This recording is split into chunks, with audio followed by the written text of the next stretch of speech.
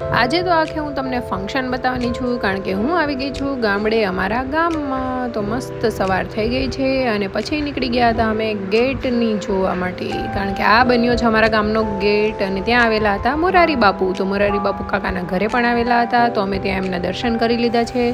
અને પછી આ છોકરાને જુઓ, મમ્મીને કેમ કવડે, આ બસ કેમ કવડે, એમ કવડે. પછી એને દાંત કેવડા હોય, પછી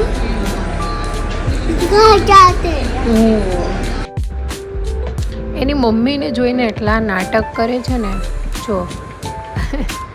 અને પછી ત્યાંથી બહાર નીકળી ગયા હતા, તો બધા ભાઈ બહેનો ખાતા હતા કોકોનટની મલાઈ, તો અમે પણ લઈ લીધી છે.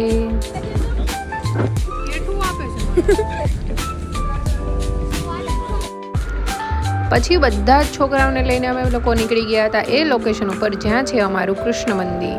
અને આ બન્યું હતું એનું ગેટ, જ્યાંથી અમારે એન્ટ્રી લેવાની હતી. અને અહીંયાથી બહુ જ મસ્ત મંદિર છે. અને પછી એના દર્શન કરીને અમે નીકળી ગયા હતા ફરીથી ઘરે જવા માટે. અને પછી આજનો દિવસ અહીંયા પૂરો કર્યો હતો. અને પછી ગામડે આવ્યા હોય એટલે રાતે મીટિંગ કરવી કમ્પલસરી છે. એ મસ્ત ઠંડા પવનમાં બધા જ ફેમિલીવાળા મેમ્બર સાથે બેસવાનું, અને જોતામાં તો સવાર પણ પડી જાય. સવાર પડતા ફરીથી નીકળી ગયા હતા, કારણ કે ત્યાં ચાલુ હતો એક બાજુ હવન અને બીજી બાજુ ચાલુ હતું મૂર્તિનું જળ ચડાવવાનું. તો અમે પહેલાં હવનના દર્શન કરી લીધા છે. હવન કુંડને પગે લાગીને નીકળી ગયા હતા બધી જ મૂર્તિઓને જળ ચડાવવા માટે. અને આ બધી જ મૂર્તિઓના આંખે પાટા બાંધેલા છે, કારણ કે હજુ મૂર્તિની પ્રાણ પ્રતિષ્ઠા બાકી છે. એની પહેલાં અમે બધા લોકોએ જળને ચડાવી દીધું હતું. અને આવી રીતે બધી મૂર્તિના દર્શન કરી લીધા હતા. પછી વારો આવ્યો છે મૂર્તિઓને મંદિરમાં લઈ જવાનો.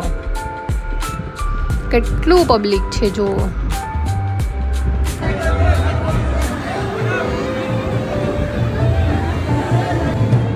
એક બાજુ મૂર્તિઓની પ્રાણ પ્રતિષ્ઠા ચાલુ હતી, બીજી બાજુ ઉપર ધજા ચડાવવાનું ચાલુ હતું.